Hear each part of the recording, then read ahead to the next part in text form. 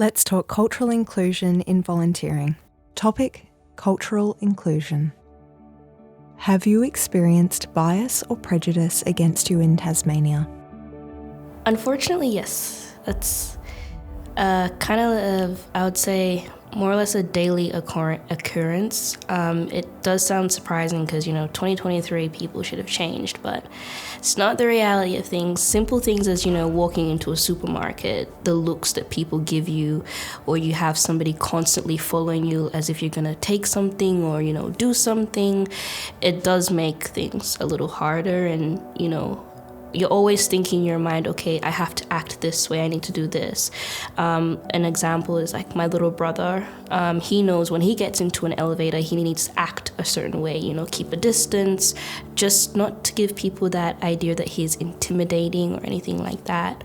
So you do come across bias and prejudice on a daily basis, especially from your different culture or you're within a minority. It's not openly spoken about because it is a very touchy subject, but it's something that when you're raised in those minorities, it's something that our communities teach us about, like, you need to be careful the way you speak to people, especially me as a Black woman. I have to be careful when I go out that I don't speak too loudly because then I fall into my stereotypes of I'm a loud woman, I'm aggressive because I'm African, I'm Black. So I have to be very careful the way I express myself or show emotions, not to put myself in a very awkward position.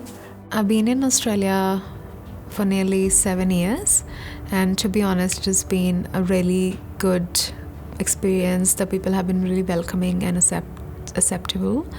The only experience I had where I felt a bit biased was there was this older person who wanted to see a consultant, and the person specifically mentioned that they wanted to see someone from like a white skin and not from a different shade of skin.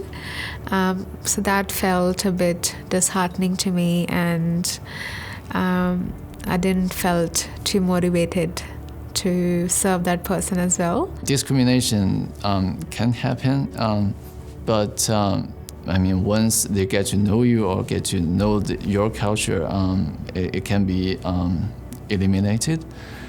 So yeah, that's my experience way back ago. But other than that, I've been treated very nicely, and people in Australia are very friendly and nice, and I like it I like here very much. What advantages can cultural diversity bring to a volunteer organisation? Diversity will bring better ideas from the people from different experience and learnings. So any organization should embrace the diversity and inclusion as a core value. Everyone is from such different places, and with each place, they do things differently, and there's always these positives. When you're doing volunteering, me as an African may do things differently to how a person from Bhutan or from Nepal may do something. And having that diversity means that you can bring your different strengths and put it into one place. And I think that is so helpful. It's great to have people who are like-minded, but it is also great to have people who are very different, because you see things in a different perspective. The way I see things would be differently from the way you see things, because we've lived different experiences or we've done things differently culturally. And so having a very diverse place allows for growth to happen and people to express their strengths, and you just do things differently. It's kind of like art. You mix different things together. So yeah. We can generate our new ideas, and also we can speak for ourselves as well. And most importantly, respecting each other is another thing. So they will look at things from different perspectives, and therefore solving a problem will have multiple solutions. And that is a good thing for the company or for the workplace. And yeah, so that is one big advantage for having an inclusive workplace. it's about like gathering all the like different cultures from different ethnicities. So that means obviously like it is like a collections of different skills and techniques, and there are like lots of advantages, and it helps to build a happy environment as well, like sharing each other's skills, techniques, and even like cultures and different food in the workplace. It promotes the happiness and even the work productivity as well.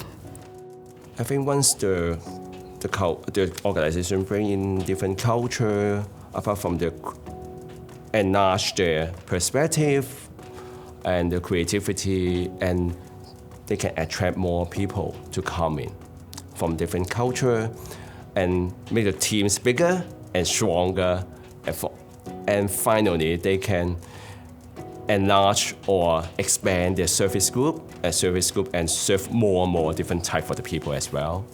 People come from different part of the world. They have their culture different. So you got to understand that. If you understand that, you will help to resolve the issue.